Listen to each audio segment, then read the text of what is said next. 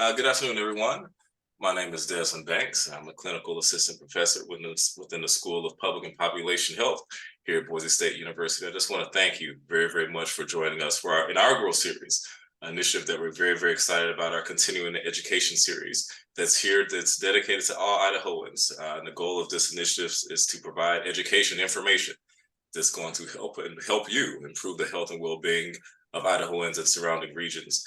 And before we get started, I just want to send a very, very thank you to our dean, Dr. Michael Mann, for making this initiative possible. This is his brainchild. And I just want to thank you also to our committee, to our continuing education committee, Dr. Mac McCullough, Dr. Sarah Taves, Mr. Brian Young, and our presenter today, Ms. Joanna McCormack. So without further ado, I'm going to step aside and let Joanna present our first inaugural session. And but just a few housekeeping notes. We will save about 10 minutes or so for a Q&A at the end of the presentation. So at around 12:50, we'll stop and allow you to ask questions for Joanna today. So if you could please save your questions to the end, and please keep your microphones muted outside of asking questions. And also at the end of today's presentation, we will provide a survey which will ask your feedback on what we've seen here today. So thank you very much for joining. And without further ado, Joanna, I'll turn it over to you. Thank you, Desmond. Hello, welcome to the first session of Boise State University School of Public and Population Health Continuing Education Series. Today's topic is leveraging data and analytics to catalyze health promotion in Idaho. And so here's just a little briefly introduce myself. I'm Joanna McCormack. I'm a clinical assistant professor in Boise State School of Public and Population Health. I am currently a member of a team working on post-COVID conditions with data from various sources.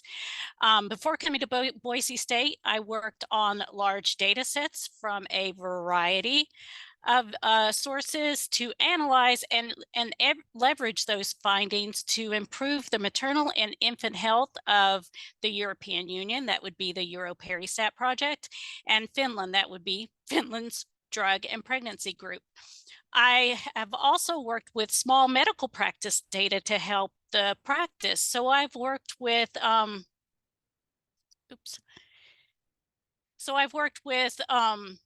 both large and small data sets. And just a little piece of trivia, I began my data analytics journey as a clinical microbiologist, specializing in bladder infections with a little bit of kidney infection in there.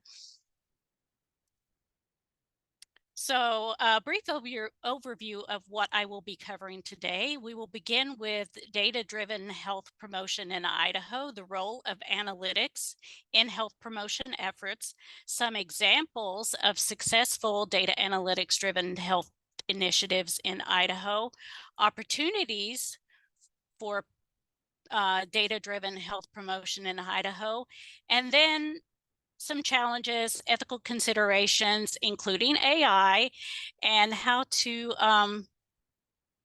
leverage data and analytics.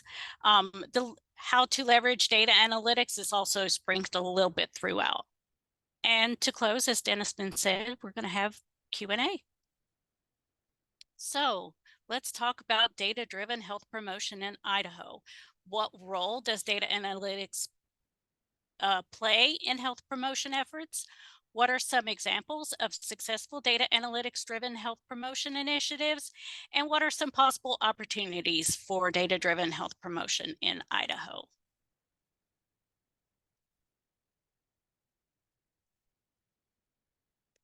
So analytics play a critical role in health promotion efforts. Analytics are being utilized in a variety of ways to examine and impact public health promotion and improve health outcomes on a population level.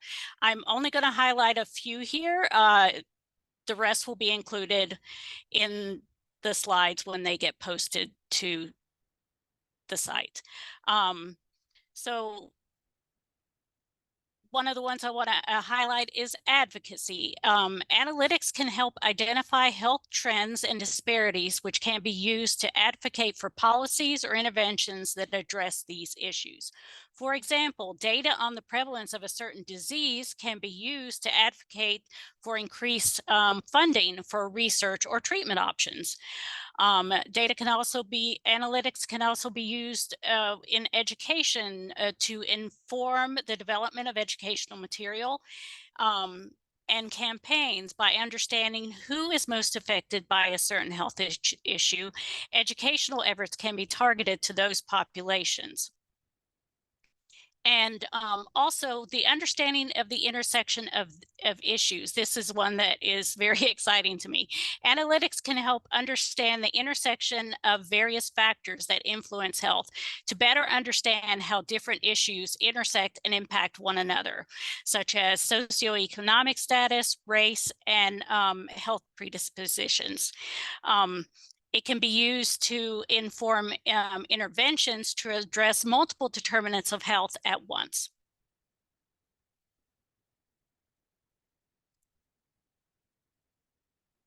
So one of the examples of health promotion, data-driven health promotion in Idaho that I'd like to highlight is Project Filter. Project Filter is Idaho's tobacco prevention and cessation program. It supports people who want to quit smoking, vaping, or chewing. The program offers free resources and support for people. It works closely with local public health districts all over the state. And as you can see on the slide, in excuse me, in 2011, 70% of adults in Idaho smoked cigarettes.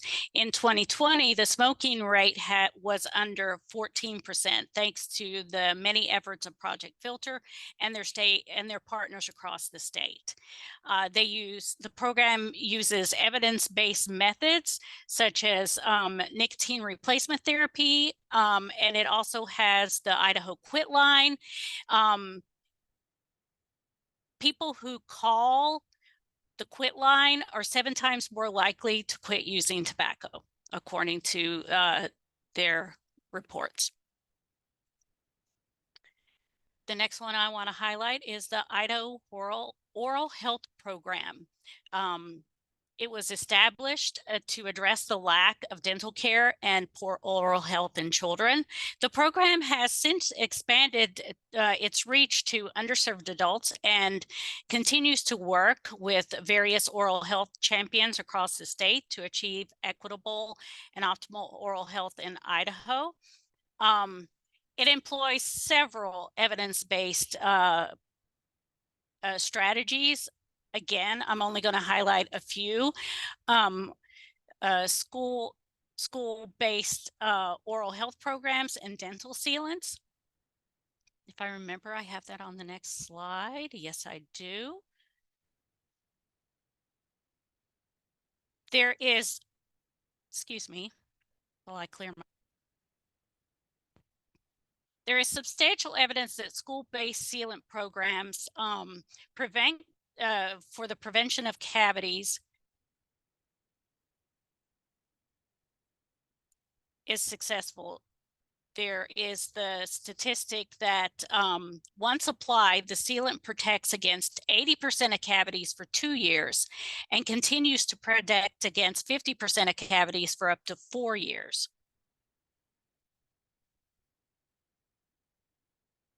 It is a very cost-effective program that delivers sealant to children at high risk for cavities while saving money.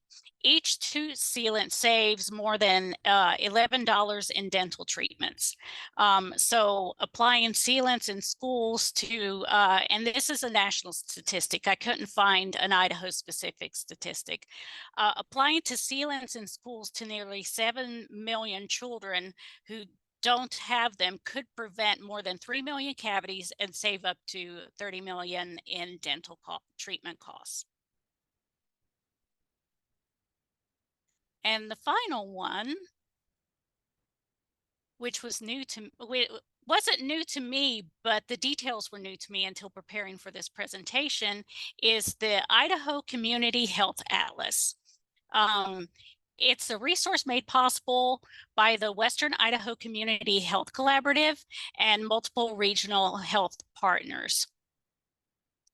It allows residents, community organizations, policymakers, researchers, and public health stakeholders to access and use data to understand health disparities and drive change. It is very user-friendly. You don't have to have data science experience to explore and understand the health landscape of Idaho and regions of Oregon with this resource.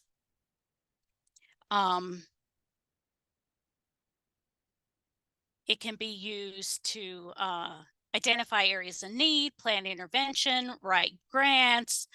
It complements the community health needs assessment, which is a systematic process involving communities to identify and analyze health needs.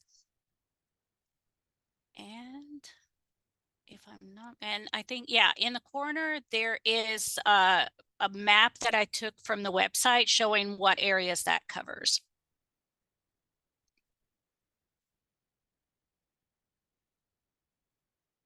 So the Idaho-Oregon Community Health Atlas has a wide range of data from public data sets, including demographics, health outcomes, transportation, housing.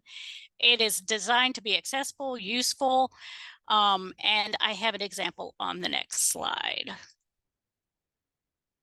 I had so much to choose from when I was exploring this site, so I just chose something. Kidney disease has recently touched my life through a dear friend of mine, so I chose that. As you can see, it shows the entire area that the atlas covers, Oregon and Idaho. And so you can just visually see the difference. And while you might want somebody with a little data knowledge to maybe explain what the bars mean there at the top, it's really accessible and clear to see what's going on.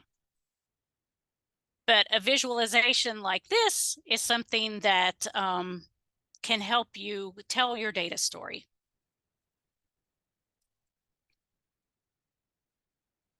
So those are some examples of data-driven health promotion in Idaho. So where are the opportunities in the future?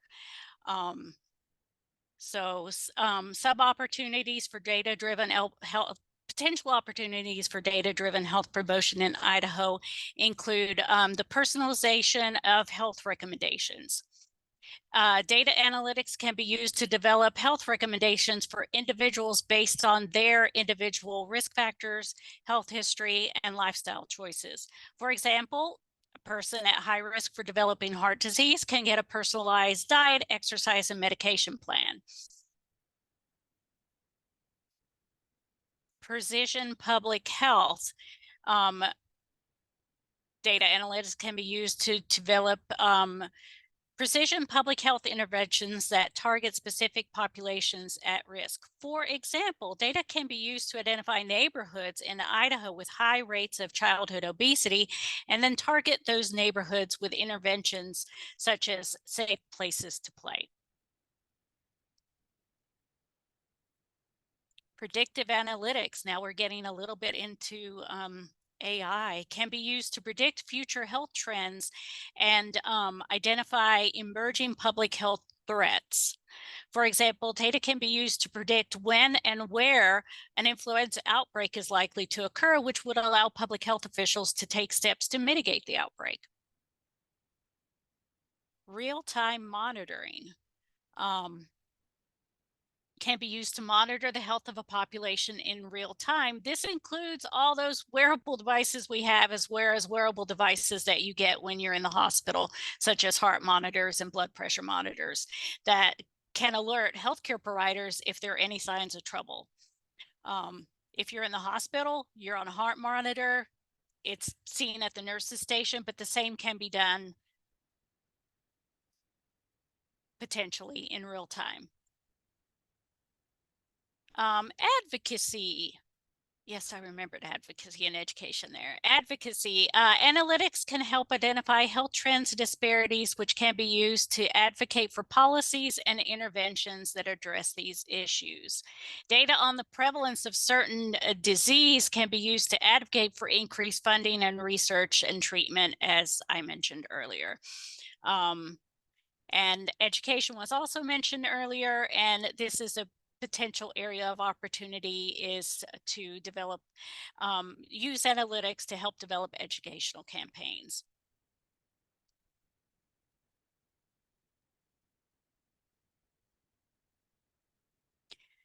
We have a lot of data to work with, whether it's locally at a doctor's office or facility, or just what is publicly available out there.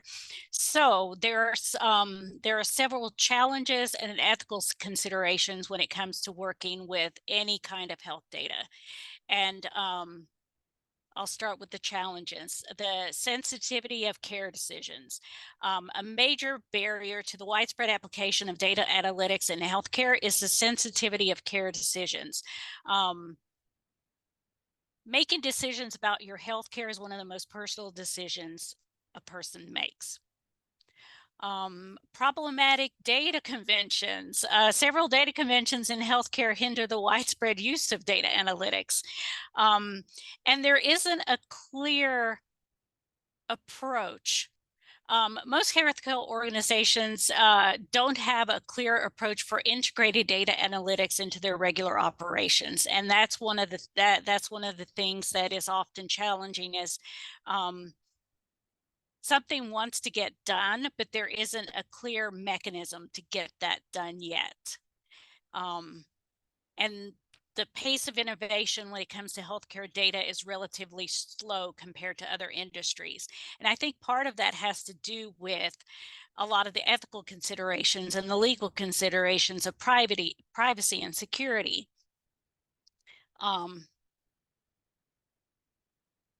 It just makes it that much harder to implement any data analytics on big combined data. And as I mentioned, privacy, confidentiality, security, protecting if the information is on an individual level, such as the information that might be at a hospital or doctor's office. Protecting individuals' privacy and security is a major ethical concern as well as a legal concern. It's an ethical concern when it comes to if you look at the data of Idaho, there are communities in Idaho that are rather small. You have to consider whether the population is too small to say people in this age group have this prevalence of whatever health condition, because I grew up in a small town and it'd be like, oh, I know one of those people. That's my grandma. If it's not a high percentage. Consent, obtaining consent from an individual whose data is being collected and analyzed. That is a big ethical concern. Discrimination and stigma. It's important to ensure that the data collected and analyzed does not lead to discrimination and stigma. Data sharing. Who should have access to the public health data and how should it be shared? Oversight, who's watching the watchers, who is ensuring that ethical guidelines are being followed. Moving forward, addressing these challenges and ethical considerations is crucial for the successful implementation of public health data analysis. Public health is concerned with the ethical questions that surround data and now predictive algorithms and the impact these have on exacerbating disparities in health outcomes. Data analytics are used. I lost my train of thought. Apologies. Balancing the benefits and risk of data collection and the use of public health data involves engaging and empowering communities and stakeholders in data-driven public health actions, informing, educating, consulting, evaluating the impact and outcome that it might have. And now we're going, as you can see, AI is both a challenge and an ethical consideration, but it also has benefits. And now we're going to talk a little more about AI, which seems to be everywhere nowadays. But AI does come with benefits as well as challenges and ethical considerations that are specific to AI. One of the benefits that AI has the potential of having in health data and health promotion is the framing of messages. AI has the potential to improve public health's ability to promote the health of all people in all communities. It can assist with the framing of messages, with personalizing them. One of the things that it's been found that AI is good at is analyzing individual data to create personalized messages that are more likely to resonate with the recipient. I don't know if anybody's noticed, but there's been commercials on TV for email services for business that businesses use to target their emails to their consumers in a more targeted way. That's because AI has become pretty good at that, at tailoring messages based on information that it has about that person. When it comes to tailoring public health data and public health promotion, you could use AI to tailor the messages based on the person's health history, lifestyle, preference, location. So framing of the messages.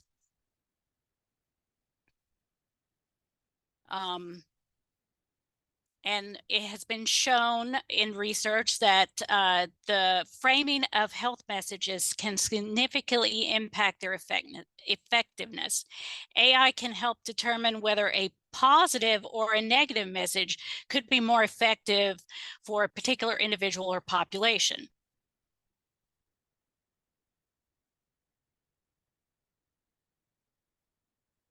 And anybody who has used it to help improve their writing, AI can be used to test different health messages, refine their tone, and improve messaging in the future.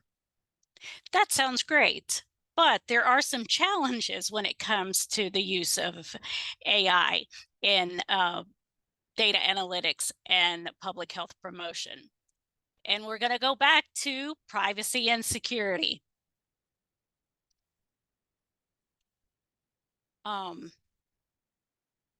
When AI technology is used in research and clinical practice, you should, of course, adhere to privacy and security requirements of patient data. Both privacy and security of data are critical to complying with law and ethical actions.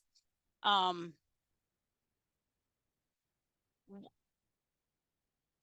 it is possible to have encrypted, secure AI to help protect against tampering, misuse, and hacking. That is not my area of expertise, but it is possible. The reliability and safety of the information, and we're going to touch a little bit on the ethical concerns here. Bias and hallucinations. If you've never heard about AI hallucinations, it is actually quite fascinating. But it has been found that AI has some bias. It has some potential bias, which can lead to unfair outcomes and potentially discrimination. Hallucinations are many generative AI platforms. Their goal is to be helpful. And sometimes if they can't find a source with an answer for your question, they will make one up. And that's what is called, that's what is becoming to be called AI hallucinations. They'll get creative and give you an answer because you ask them a question and they can't just say, I don't know. They give you an answer, but it's an AI hallucination. And those are actually quite fascinating. So while there are benefits, there are also challenges and ethical considerations. And this is an ever evolving area. Every time I look into it, there's something new, but it's worth mentioning. I'm going through this faster than I thought, so we'll have more time for questions. So how to leverage data and analytics. We've talked a little bit about that, or I've kind of sprinkled that throughout a little bit, but leverage is to use for maximum advantage, and catalyze is to make something happen or start being successful. So once you've used data analyses to answer questions such as what happened, why did it happen, what might happen in the future, and if you're using algorithms and machine learning, you might even ask the question, what should we do next? So after that, it goes back to you can use that data and information for advocacy efforts, for education, for understanding the intersection of issues. And then you can educate. You can go to community members. You can go to policymakers with the data, with the facts to support the efforts.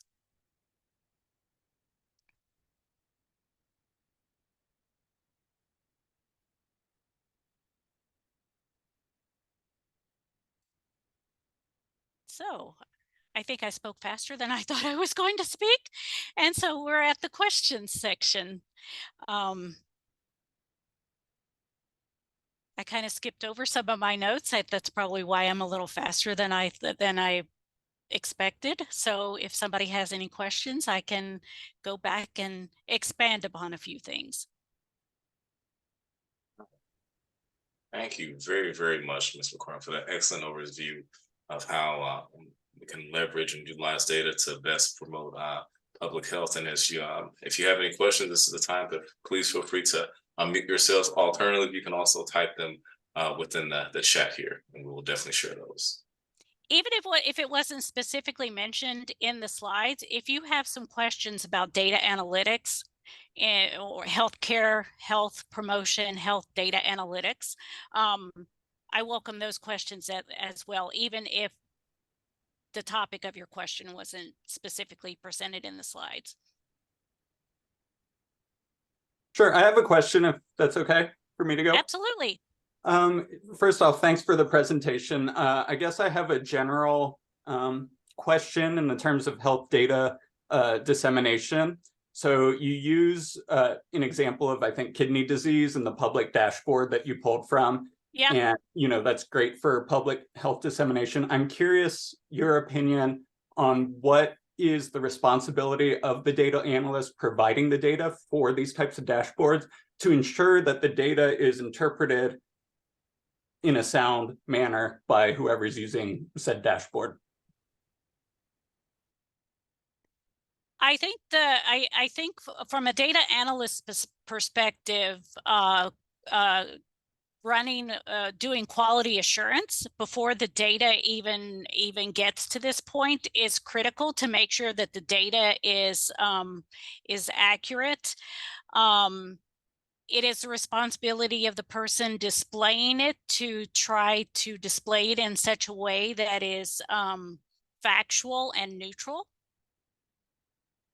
in my opinion.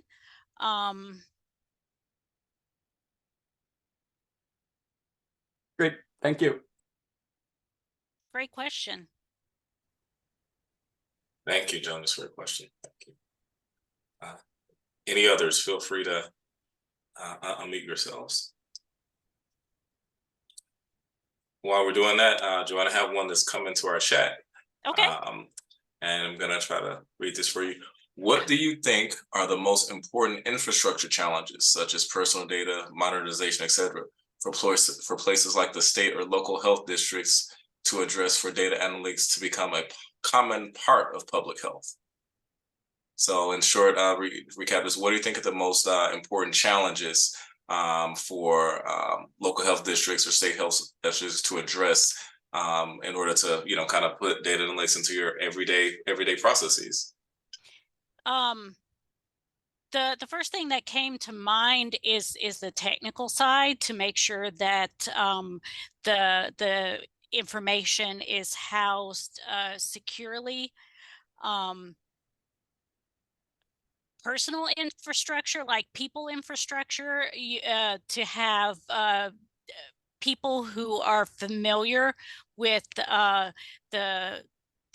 ethical considerations, the security considerations of accessing and using that data. It's is also, I think, something that is a growing need, especially in Idaho.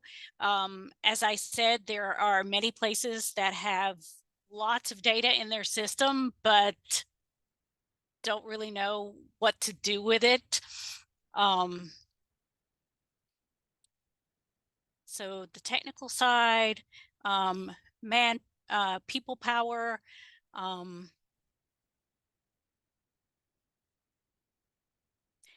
and I think one thing that is a challenge in utilizing data that is there is also public perception of the use of that data. So that's where the framing of messages and things come in. So people who know how to frame messages, visualize data to tell a compelling data story, I think is something that needs to be in place. Absolutely, absolutely. Dr. Taves has her hand up. I see it. Go ahead, Dr. Taves. Joanna, I just want to reinforce that what you've mentioned about the challenges and opportunities in public health for maintenance of data, and encourage folks to look to Boise State and other academic institutions throughout the state for support in that. We know this is a huge challenge to have the manpower, the expertise, and the time needed to do this work. And we have some pretty amazing undergraduate, graduate, and now PhD students that I think could really lend a hand, and you all provide amazing learning opportunities for our students as well. So encourage you to reach out to us and others, ISU and U of I and others, as you work to meet the challenge of data. Absolutely, it's a win-win for both sides. Thank you, Dr. Taves. Kelly has her hand up. So I had a question about the appropriateness of using predictive analytics in dissemination to the public. What your thoughts are on that? With care is the first term that comes to mind. Joanna, before in answering that question, I want to interrupt you. If for those data novices like myself, could you provide a overview of predictive analytics, like in general? Because I've heard it, that term used, but I can't, assure you 100% I can know what it means. So in answering that question, are you able to provide a definition for us? I I don't want to just go off the cuff on that. So if you hold on one moment, Take your time. I'm sorry to I put can you on the find, spot. no. Or just what it means to you. It's the use of algorithms is the first thing that comes to my mind. Okay. It's and algorithms often you often have to make some assumptions for the algorithm to work, and it's in those assumptions that you can start coming into problems. How do you deal with missing data? How do you deal with duplicate data? And those are the kinds of things. So whenever you're using something like that, it's I would say with care. I just gotta it's using algorithms to identify patterns, to create models, to combine current data and historical data. It draws on the descriptive analytics, which is just basically what happened in the past, to tell you what's going to happen in the future. Looking at finding trends, like in the past, if this disease has been, in 20, let's take the smoking statistic. 2011, it was this percentage. 2020, it was this percentage. If there are more data points in there, it might predict that it'll keep going down at the same rate. That would be amazing. But that all depends on what's included in the algorithm. And that all depends on the person interpreting the data. Does it take into consideration, I believe when, is it only tobacco smoking? Does it take into consideration vaping? And if there's a new thing other than vaping that comes around for the administration that people use to get nicotine. So it's just with care, just critically look at what is being used in the predictive analytics and how accurate, what are the potentials for bias and things like that. So can I piggyback a little bit extra on that? So absolutely. My reason for asking that question is the public's perception, I think, of predicted health outcomes and things like that was greatly impacted by what occurred with COVID. And so that was kind of my question is more directed to, do you think that the general public has become more jaded in the use of the words predicted analytics because of predictions that were made on other healthcare outcome fronts? Does that make sense? That makes sense. And I would say yes. And I would say this is where messaging might help. Maybe using different language to describe. It's often for a purpose, and maybe predictive analytics gives you an answer, but the goal of that answer is to impact heart disease or kidney disease or something like that. So I think in that regard, public health messaging might help, because predictive analytics has become a bit of a loaded terminology. Thank you.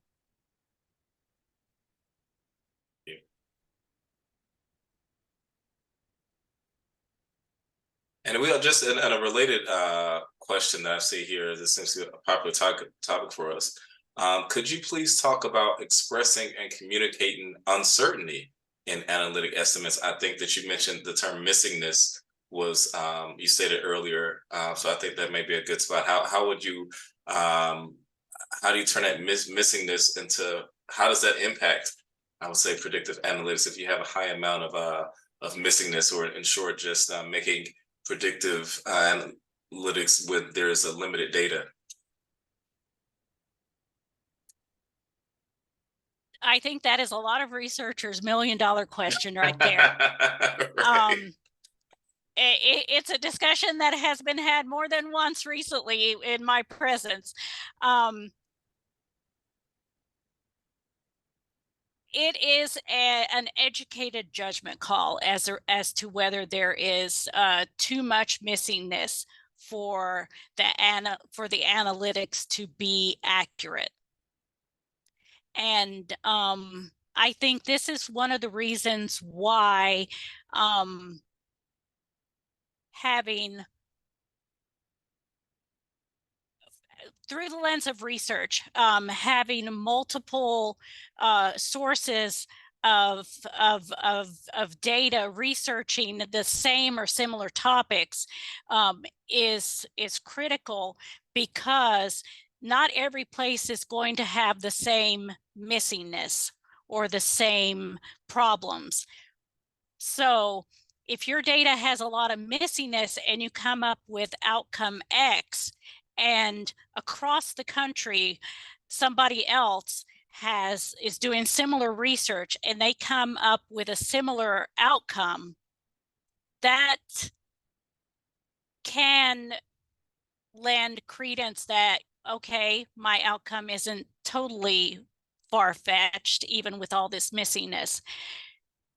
But whether you have too much missingness, too much missing data, is like the researcher's $1-million question when it comes to data sets. It's an educated conclusion that usually more than one person is involved in making. Thank you, Joanna. That is a $1-million question. I think you mentioned earlier about tobacco use, right? And I can imagine if you've had data, survey data that examined tobacco use, what I will call traditional cigarettes, but it did not account for e-cigarettes or vaping. You're trying to make predictions on use among certain demographics in the future. I imagine that might be challenging, and the missingness in that regard being just the lack of data concerning vaping and e-cigarettes would make it may make it challenging. And it depends on where the data is coming from. If you have data and you're just using you're not, it's not like a active surveillance, it's a passive surveillance situation where you get the data and it is what it is. You're not crafting a survey to get the data that you want. But then it also comes, what variables could be possible confounding variables? Like if you're looking at cigarettes, do you include vaping? Or do you, it's study design then comes into play, depending if it's research. Absolutely. Absolutely. Have another question that came here into the chat, Joanna. Thank you very much. You've been hitting these, rattling these, addressing all of these kind of in the blind. I know it's just kind of get that blind picture, but we have one here that says, do you have recommendations in communicating the delay in data that is often inherent to public health data, such as talking about the current state when data is often lagging 1 to 2 years or even more, about just communicating, what's behind a delay and how do you interpret how they should be, I guess, talk about what is here, what is the current state of affairs when data often lags behind several years. Do you have any recommendations on how communicating that process is? I'm trying to see if I have a relevant slide. I don't think I have, but I think this is where communicating the reason why, maybe not in specific details, but to ensure accuracy, the quality checks that are done, communication is not my strong suit. I'm more of the data person than the public communication person. So finding a way to craft the message of this that the reasons why are good reasons for the most part. I can't think of any negative reasons except for just possible logistical delays. One moment, I need to take a sip of something.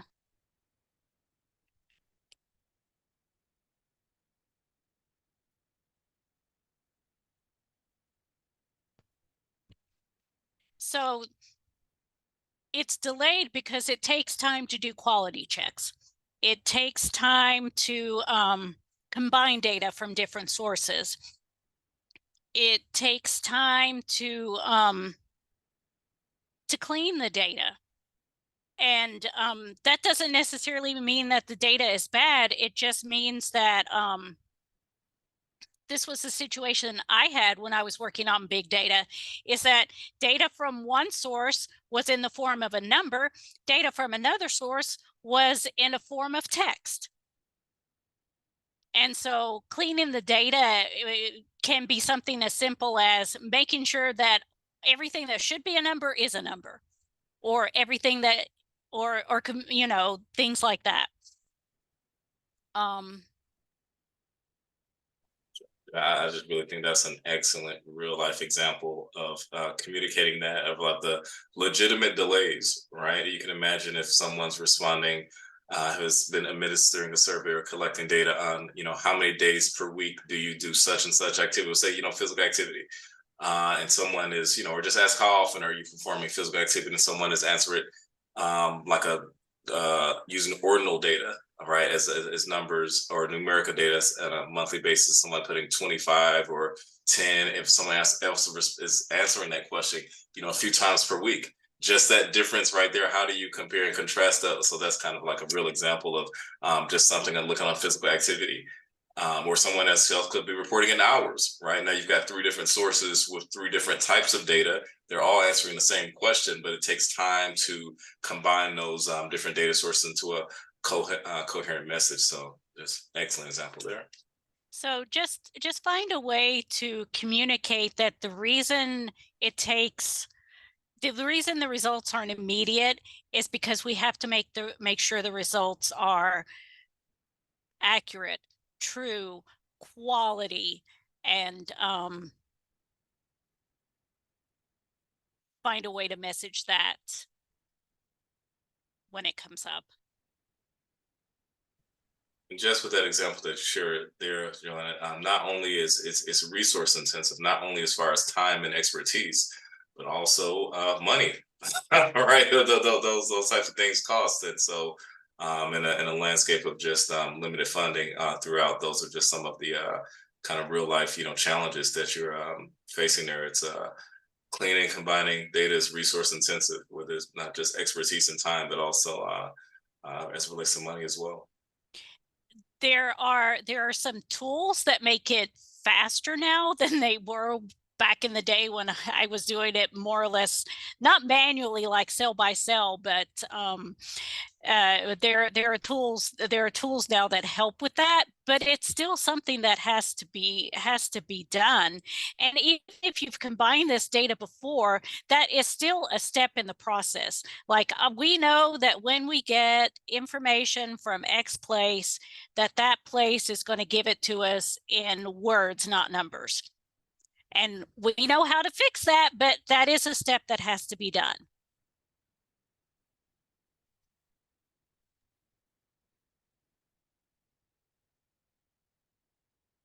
Any additional questions, please feel free to share them in the chat or to just unmute yourself and as we close out here.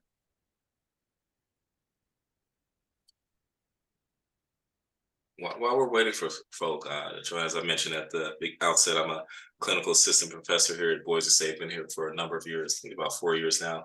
I have a question. If I notice one of my students are using ChatGPT to submit their papers, how many points should I deduct them for submitting? My first question would be is what kind of AI policy do you have in your syllabus? Do you have an AI policy in your syllabus? I'll put it back in. How do I even know how to develop it? Where should I stand? Where should I start?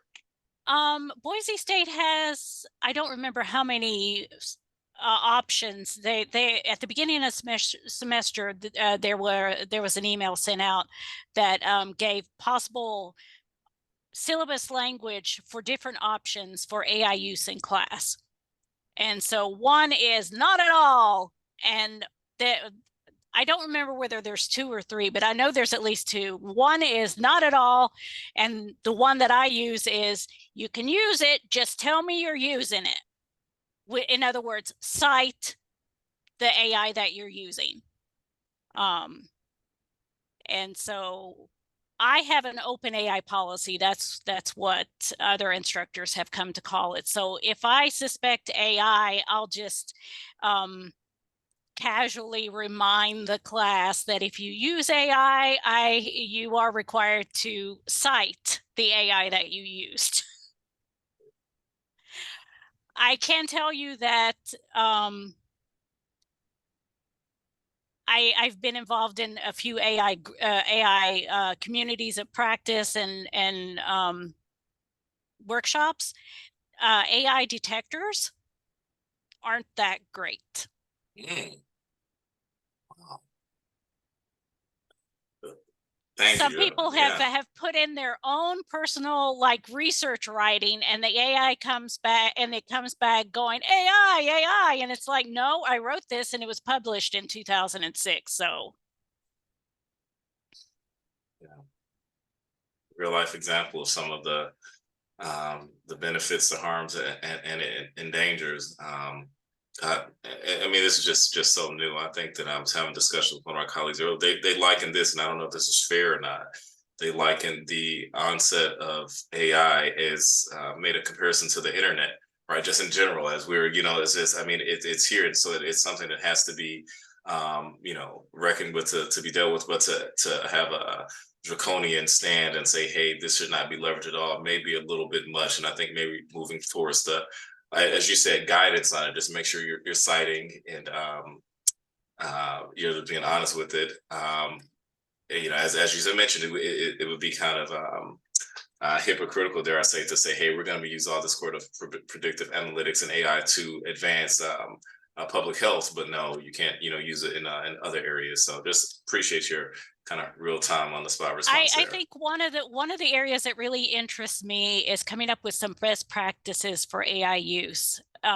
Whether it's best practices for using AI to analyze data, because believe it or not, you can put in an Excel table and AI can analyze it for you. But that is like, I'm like, red flags, you got to stop. Let's talk about this before you upload your data set. Because it's kind of like uploading it to the internet. It becomes a part of the AI knowledge base once you upload it. So careful what you upload. But also best practices, like it's a new tool. How are we best to use this new tool? Absolutely. And I see a response. I think this was one to my comment of the papers. I have a comment here say have oral presentations instead. So if you're in any of my classes, here we are. We're gonna have much oral praise. Well, I guess then you could just read something, right? But no, we're gonna be checking for eye contact. But no, just really appreciate all of us indulging in this important discussion. I see another comment here saying that organizations, right, you need to revisit their policies in place, as far as providing parameters around employee use of AI within, and it goes beyond the classroom, right? These are work-related, documents and deliverables. When you see that you have a system that can generate policy or responsive work-related, material. I know we've all been crunched within the work week within a matter of seconds versus a matter of days, hours, days, or weeks, or months even to generate. There should, organization has to revisit their policies on that, or develop some if none have existed thus far? It's AI is ever evolving, and one of the reasons why AI detection tools are not that accurate is because AI is constantly evolving. There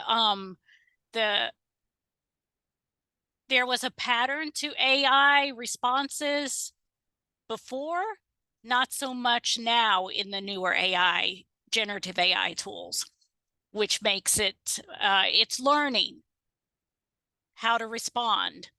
But yeah, there's some serious ethical and considerations when it comes to using it for health data. Be careful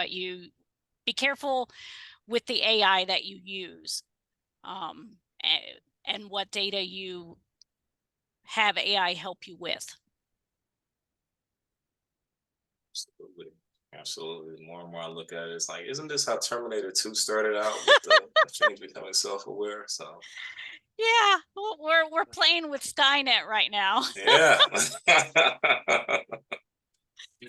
And then we're Absolutely. gonna be surprised.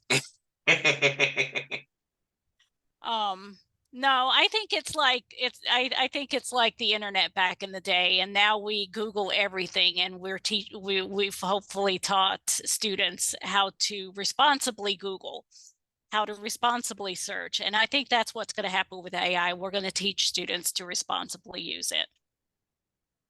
But we're getting close to the end of time.